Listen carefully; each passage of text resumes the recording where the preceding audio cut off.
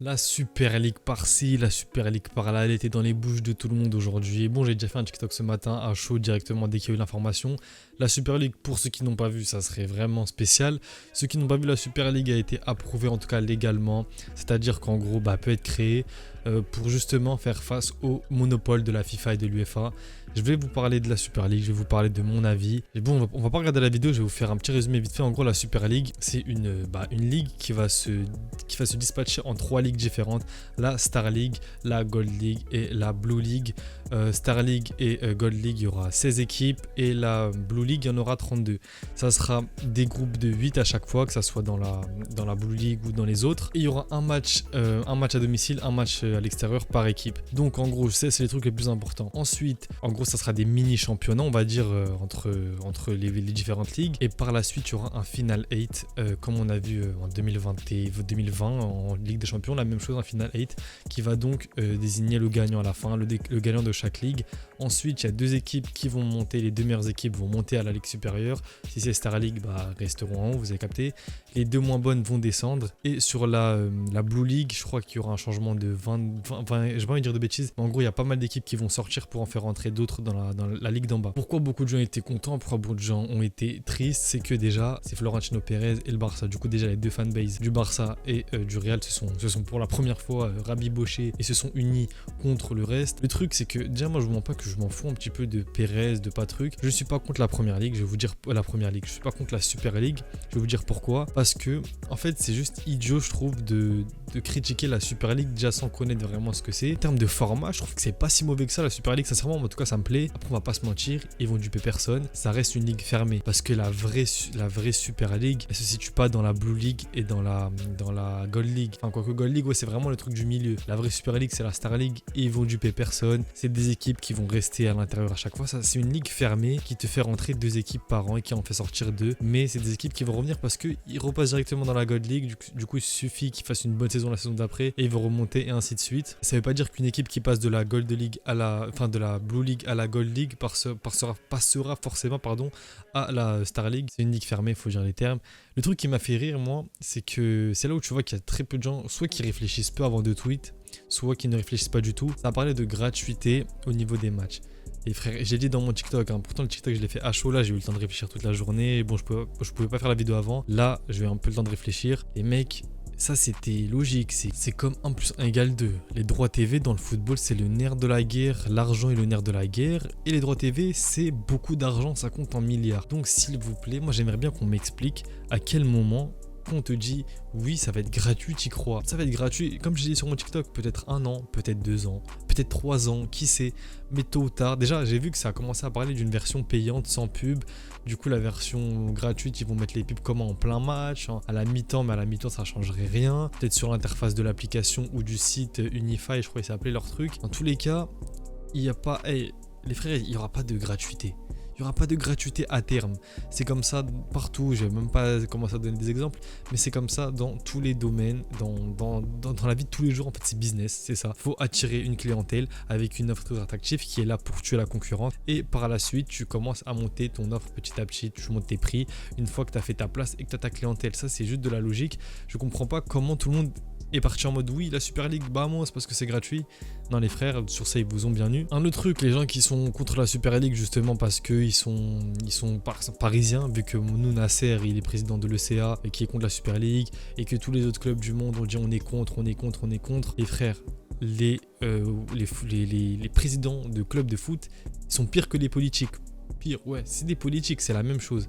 Du coup, ils iront où le vent les mène, où l'argent les mène. Si d'ici demain, la Super League est plus avantageuse que la Ligue des Champions, que je ne sais quelle autre compétition, ils iront. Souvenez-vous, il y a 2 ans, quand la Super League a été annoncée, le nombre de clubs qui avaient signé pour, c'est la FIFA qui a mis un coup de pression, c'est l'UEFA qui a mis un coup de pression, et du coup, ils sont calmés directement. Là, la LFP, ils ont parlé, les clubs espagnols, ils ont parlé, le PSG, le Bayern, Séville, Valence, tout ça. Ok.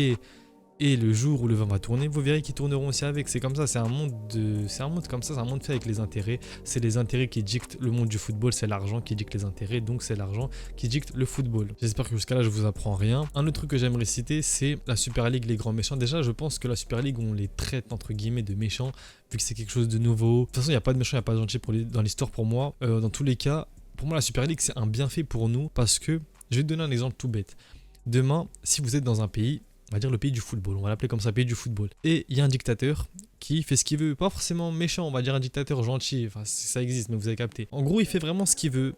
Il est pas content, un jour, il fait ce qu'il veut, il fait vraiment ce qu'il veut, il n'y a personne qui peut rien lui dire. Demain, vous n'êtes pas forcément très heureux, mais vous vivez quand même dans ce pays par obligation parce que c'est le pays que vous aimez, ou le pays où vous avez grandi, ou je sais pas. Demain, il y a une opposition qui arrive pour faire un coup d'état. Et vous voyez que le dictateur, il commence à devenir justement de plus en plus laxiste, de plus en plus gentil, il vous offre de plus en plus de choses, il écoute de plus en plus le peuple. Vous allez être content qu'il y ait une opposition parce que vous auriez vu que l'opposition a permis à ce dictateur de revoir un petit peu ses positions. Et bah c'est la même situation avec la Super League et la Ligue des Champions. Là, on a vu déjà que la Ligue des Champions, enfin l'UEFA, voudrait peut-être revenir à... Parce que l'année prochaine, pour ceux qui ne savaient pas, la Ligue des Champions, elle est totalement changée, ça allait être un bordel pas possible.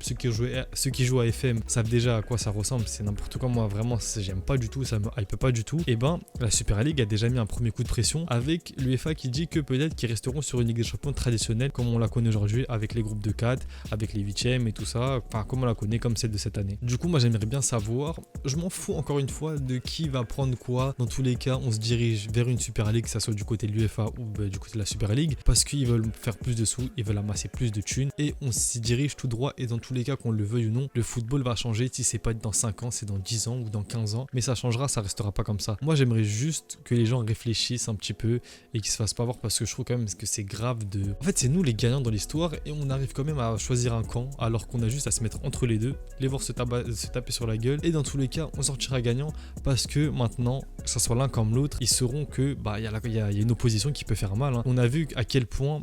Moi, c'est ça qui m'a choqué le plus, enfin choqué non, parce que voilà, mais dans les discours, que ce soit de l'UEFA ou de l'entité Super League, c'est la manière dont ils ont de mettre les supporters vraiment, oui les supporters, on fait ça pour les supporters, pour l'amour du foot, pour la passion et patati et patata, ils ont besoin des supporters, c'est pour ça qu'ils vont tout faire en termes de communication. La Super League, ils ont compris, hein, la gratuité, direct, tout le monde est parti, c'est triste. Moi je trouve que faut juste réfléchir un petit peu. Du coup, je ne sais pas si la Super League est une bonne chose pour le football. Je dis juste que dans tous les cas, on y va tout droit. En tout cas, que ce soit Super League ou Ligue des Champions, on va à un truc qui va ressembler à peu près plus ou moins. Quand on parie, je sais pas, j'ai pas de boule magique. Mais en tout cas, on y va. Maintenant, moi, comme j'ai dit, ça me dérange pas plus que ça, le truc de ligue fermée, parce que ça arrivera tôt ou tard. La NBA, c'est comme ça que ça fonctionne. Les gens, peut-être, à l'époque, quand la NBA a été créée, ils ont dû râler un petit peu. Aujourd'hui, tout le monde kiffe la NBA, pardon.